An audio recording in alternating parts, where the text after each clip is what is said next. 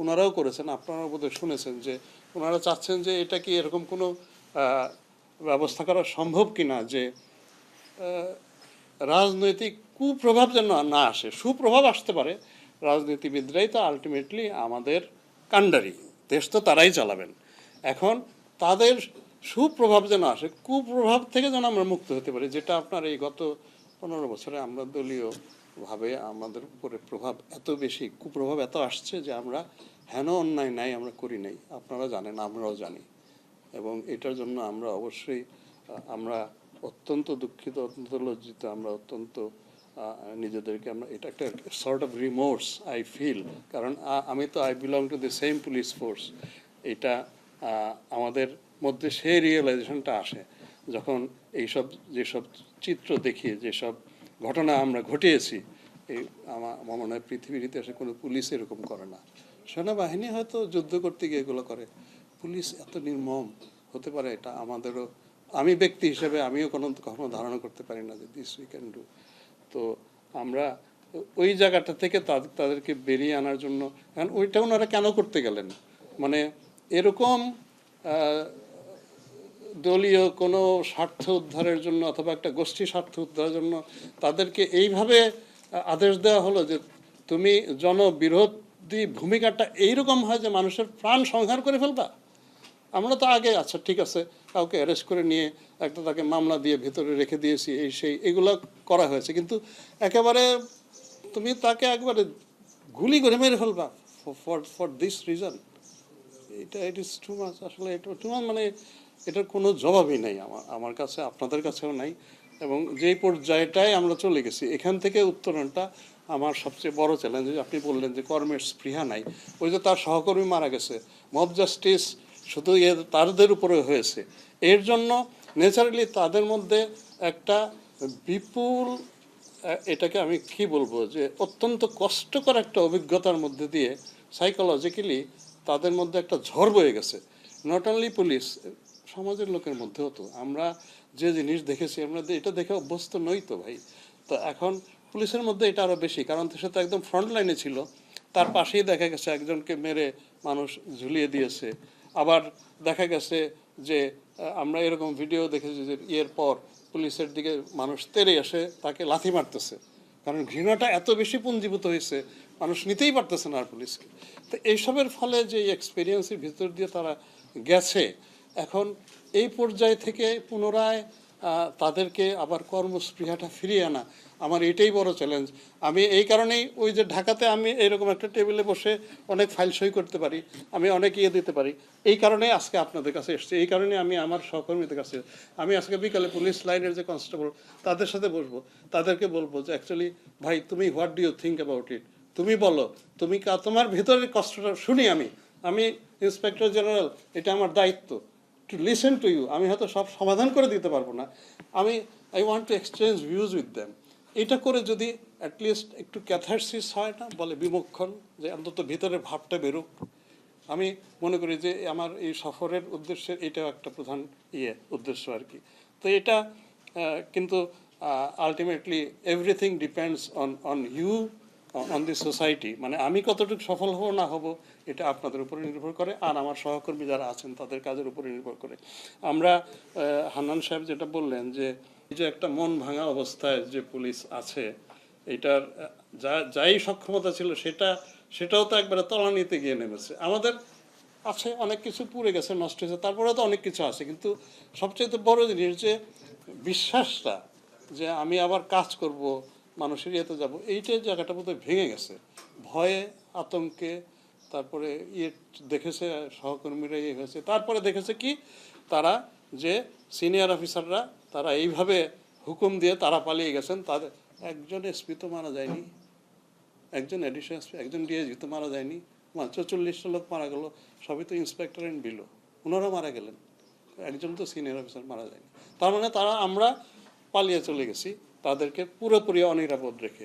এখন এই ফোর্সকে আবার জাগিয়ে তোলা, এই জায়গাটায় আমি সবচেয়ে বড় চ্যালেঞ্জ ফেস করতেছি। মামলার কার্যক্রম বন্ধ করে আমরা দিতে পারবো না, এটা আইন আমাদের সেই ক্ষমতা দেয়নি। তবে স্বরাষ্ট্র মন্ত্রণালয় এই কয়েকদিন আগে ডিসি, এসপি এবং লিগ্যাল এইড কর্মকর্তা এই তিনজনের সমন্বয়ে জেলা লেভেলে একটা কমিটি করে দিয়েছেন। ওনারা এই যে মামলাগুলো হয়েছে, ওই যেই কথাটা একটু আগে বললাম, ওনারা মামলাগুলো যাচাই বাছাই করবেন এবং তদন্তকারীকে তারা সাজেশন দিবেন, দিক নির্দেশনা দিবেন যে কোন মামলাটা কিভাবে ডিসপোজড আপ হইতে পারে। এই জায়গাটায় ওনারা ডিস্ট্রিক্টের মানে শীর্ষ পর্যায়ের কমিটি হিসেবে তারা এই ডাইরেক্টিভটা দিবেন। এখন এই জেলায় গঠিত হয়েছে কি না, কিংবা তারা প্রথম মিটিং করেছেন কি না আমি এখনও জানি না, হয়তো ওনারা বলবেন। তবে এইভাবেই স্বরাষ্ট্র মন্ত্রণালয় থেকে এইভাবেই জিনিসটা বলা হয়েছে এটা করার জন্য। এখন ওনারা ওইটা যদি করেন তাহলে কিন্তু আমাদের অতিরিক্ত আরেকটা শক্তি তৈরি হইল। ওই যে সাব ইন্সপেক্টর তো একটু আমরা সমাজের এত বড় উঁচু জায়গা না, কিন্তু ওনারা ডিসি, এসপি এবং যে লিগ্যাল এইড অফিসার ওনারা তো অনেক বেশি ইনফ্লুয়েন্সিয়াল, তাদেরকে মানুষ বেশি বিশ্বাস করবে। কাজেই তাদের তরফ থেকে যদি সাজেশনটা আসে, এমনকি ওনারা এটাও করতে পারেন, আইনে কিন্তু একটা ক্ষমতা দেওয়া আছে ওই পিপি সাহেবকে, যে এসপি সাহেব যদি মনে করেন যে এই মামলাটায় 20 জন লোক আছে, 5 জন লোক আসলে ইনভলভমেন্টে আসবে, 15 জন আসবে না, ইন দ্যাট কেস এসপি সাহেব ডিসি সাহেবকে বলবে যে ভাই এই 15 জনকে আমরা প্রত্যাহারের জন্য ব্যবস্থা করি। এই ডিসি সাহেব তখন পিপি সাহেবকে বলবে যে এই 15 জনের নামটা আপনারা উইথড্র করিয়ে নেন। তখন পিপি সাহেব ওই আদালতে একখানা আর্জি দিয়ে বলবেন যে সরকার, কারণ মামলাটা তো সরকারের ইয়েতে, সরকার মনে করছে যে এই 15 জনের কোনো ইনভলভমেন্ট নেই, আপনি এই মাননীয় আদালত আপনি এই 15 জনকে এখান থেকে প্রত্যাহার করার আদেশ দিয়ে দেন, বাকি 5 জনের ব্যাপারে মামলা চলবে। এই পদ্ধতিটা কিন্তু সিআরপিসিতে দেওয়া আছে। তো এইটা আমি বলবো যে এরকম ইস্যু হলে এসপি সাহেবরা এই জিনিসটাও যেন ইনিশিয়েট করে, যার ফলে মামলাটা তো শেষ হবে ধরেন আরও 6 মাস লাগবে, কোনোটা 1 বছর লেগে যাবে।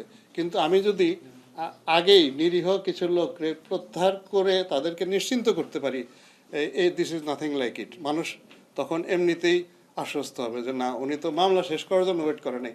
আমরা মামলা শেষ করার জন্য ওয়েট করতে পারি, বলতে পারি যে চার্জশিটে আপনাকে বাদ দিয়ে দিব, কিন্তু সেই তো আমাকে 13 মাস অপেক্ষা করা লাগবে যে কবে বাদ দিবে। এর মধ্যে তো আমাকে আমার মধ্যে একটা উদ্বেগ কাজই করতেই থাকবে এবং এই উদ্বেগকে পুঁজি করে সমাজের যারা অসাধু লোকজন আমাকে এই এক্সপ্লয়েট করবে। তো এইটাও that is also a process that we can take. আমার বিশ্বাস এই এসপি সাহেবরা এই উদ্যোগটা নেবেন। এটাই আমার মানে ওনাদের প্রতি আমার ডাইরেকশন এবং আপনাদের প্রতি আমার এই কমিটমেন্ট থাকলো, আপনারা এই জিনিসটাও ওনাদেরকে মনে করাতে পারেন। এই অস্ত্রগুলির ব্যাপারে আমরা এখনও আসলে খুব মানে প্রায় 6,000 অস্ত্র তো হয়ে গেছে, এখনও তো আমাদের প্রায় 1,500 এখনও আমরা উদ্ধার করতে পারি নাই। এই জায়গাটায় প্রায় 1,500 এটা তাই আলামিন, তাই না? ওকে, এখন সারা দেশ। এখন এই জায়গাটায় আমি আপনাদের সাহায্য চাই। আমি মনে করি কি ভাই, আমি মাটি খুঁড়ে অস্ত্র বের করা আমার জন্য কঠিন। আমি যদি আপনাকে উপকার করতে পারি, সমাজের লোকটাকে উপকার করতে পারি, সে যদি দেখে যে না এই পুলিশ তো দেখি কাজ করে, উনি নিজের থেকে বলবে যে স্যার ওইখানে কিন্তু ওই কটা গুলি পড়ে আছে, নিজের থেকে বলবে, মানে if I can earn your confidence, তখন বেরিয়ে যাবে অস্ত্রগুলা। আমাকে ওই যে গোয়েন্দা লাগে মাটি খুঁড়ে বের করতে হবে না। তো ওই জায়গাটা হচ্ছে সবচেয়ে ইজি, কারণ সমাজের মানুষ তো কেউ না কেউ দেখে, জানে। এখন সে আইসা আপনাকে থানায় বলতে পারার মতো তার যে কনফিডেন্স আমি এখনো গ্রো করাইতে পারি নাই। আমি চাই যে আমি নিজে এবং আমার যারা সহকর্মী আমরা এই চেষ্টাটা করি যে মানুষের কাছে যাওয়া, একটু আস্থাটা অর্জন করা, তখন দেখা যাবে যে ওই নিজেরা থেকেই ওনারা বলবে। আর এমনিতে আমাদের যেটা রুটিন করা, এই যে ধরেন অনেকে আমরা সোর্স মেনটেন করি, করি, খোঁজ বের করার চেষ্টা করি, তারপরে রাত্রে গিয়া এগুলো উদ্ধার করার চেষ্টা করি। সেটা ট্র্যাডিশনাল যে পথ, সেটা তো আমরা করেই যাব, কিন্তু আমি মনে করি মোর ইফেক্টিভ হলো যে যদি আমি মানুষকে আস্থায় নিতে পারি, অস্ত্র উদ্ধার হবে। এটা নিয়ে আমরা সবাই উদ্বিগ্ন যে নিরীহ লোকজনকে মামলায় দেয়া হচ্ছে। এখন এই মামলাগুলো কিন্তু করা হচ্ছে এই সমাজের কিছু অসাধু ব্যক্তি, আসলে তারা কেউ কেউ আবার সমাজের নেতাও প্রভাবশালী, তারা ওই যিনি মারা গেছেন তার পিতাকে অথবা তার আত্মীয় স্বজনকে ওই প্রভাবান্বিত করে ওই মামলাতে হয়তো অপরাধ করেছেন 10 জন, ওইখানে তারা 1300 নাম দিয়ে দিচ্ছেন। এখন মামলা আইনে যেটা আছে যে কেউ যদি মামলা করে আইনে তাকে আমরা বন্ধ করতে পারি না, মানে আমাদের যে প্রচলিত আইন, আমরা বলতে পারি না যে না আপনি 3 জন আপনি 1300 দিচ্ছেন কেন, আপনি 5 জনকে দিয়ে দেন। এটা আমি আইনত বলতে পারি না, আইন আমাকে আসলে সেই ক্ষমতা দেয়নি। উনি যত ইচ্ছা দিতে পারেন, কিন্তু এখানে যেটা হচ্ছে যে নিরীহ লোকজনকে দিয়ে তাদের উপরে চাঁদাবাজি, তাদেরকে ভয় দেখানো, তাদেরকে বলা যে তোমার নাম বাদ দিয়ে দিব, এত টাকা দাও, ওসি সাহেবকে এত দিতে হবে, আমাকে এত দিতে হবে, অথবা কোর্টে আমি এই বাদীকে দিয়ে এফিডেভিট করিয়ে তোমার নামে তোমাকে দায়মুক্ত করে দেব। এইসব করে তাদের উপরে একটা বিপুল চাপ তৈরি হয়েছে, উদ্বেগ তৈরি হয়েছে, আতঙ্ক তৈরি হয়েছে। এখন এই জায়গাটায় আমি পুলিশের প্রথম দিন থেকেই বলে আসছি যে যারা আমাদের তদন্তকারী, যারা মামলার, তাদেরকে রিপিটেডলি আমরা বলছি যে তার তদন্তে যারা নিরীহ, যারা আদৌ এই ঘটনায় সম্পৃক্ত নন, তাদেরকে কোনো অবস্থাতেই গ্রেপ্তার করবে না। এর সাথে এখন আমি বলা শুরু করেছি যে গ্রেপ্তার তো করবেনই না, উল্টা খুঁজে খুঁজে তাদেরকে ফোন করবেন অথবা তাদেরকে অন্যের মাধ্যমে বার্তা দিবেন যে আপনি ভয় পাবেন না, আমার এখনকার যে তদন্ত যতটুক হয়েছে তাতে মনে হচ্ছে যে আপনার কোনো ইনভলভমেন্ট নাই, আপনি ভয় পাবেন না, আপনি নিশ্চিত থাকুন, আপনাকে আমি গ্রেফতার করতে যাব না। তদন্তকারী যিনি তদন্ত করছেন তার কিন্তু এইটুকু বোঝার ক্ষমতা আপনারা তো সাধারণভাবেই বুঝেন যে এই মামলাটায় 131 জনকে দিয়েছে নাম, আপনি দেখবেন অধিকাংশ লোকই এটাতে জড়িত না, আপনারাও বুঝতে পারেন, তদন্ত করে তো আরও বেশি বুঝতে পারবে, কারণ সে তো তদন্ত করে করেই তার জীবন কাটাচ্ছে, তার পক্ষে বোঝাটা আরও ইজি। তা আমরা একটা বারে বলছি যে নিরীহ লোকরে গ্রেফতার করবেন না, আর এখন আমি বলছি যে তাদেরকে আশ্বস্ত করেন যে আপনারা এই ভয় পেয়ে এই চাঁদাবাজদেরকে চাঁদা দিয়েন না। আর এই যে বাদীকে ধরে নিয়ে একটা এফিডেভিট করিয়ে বলতেছে যে এই যে তোমাকে মুক্ত করে দিলাম, এই ভুলটাও তাদের ভাঙাতে হবে। ওইটাতে মামলার কোনো লাভ ক্ষতি কিছুই হয় না, ওইটা শুধু হয়তো বা উকিল সাহেবের কিছু আয় হয় অথবা এই হয়। ওইটা তদন্তকারী যদি দেখে যে ওই ভদ্রলোকের ইনভলভমেন্ট আছে, যতই আপনি এফিডেভিট দেন, চার্জশিটে কিন্তু তদন্তকারী নাম দিয়ে দিতে পারেন, ওই এফিডেভিটের কোনো আইনগত মূল্য নাই, এটা মানুষকে বোকা বানায়, এই যে কিছু ধরনের টাউট আছে ওরা। তো এইটা আমরা বারে বলছি, আমি আপনাদের মাধ্যমেও এই সমাজের সবাইকে বলতে চাই যে এইটা আপনারাও একটু আমাদেরকে হেল্প করেন, মানুষকে একটু আশ্বস্ত করেন যে আমরা নিরীহ কাউকে গ্রেফতার করব না, এবং কোনো অবস্থাতে যদি কখনো এরকম হয়ে যায় আমাদের একটু নজরে আনবেন।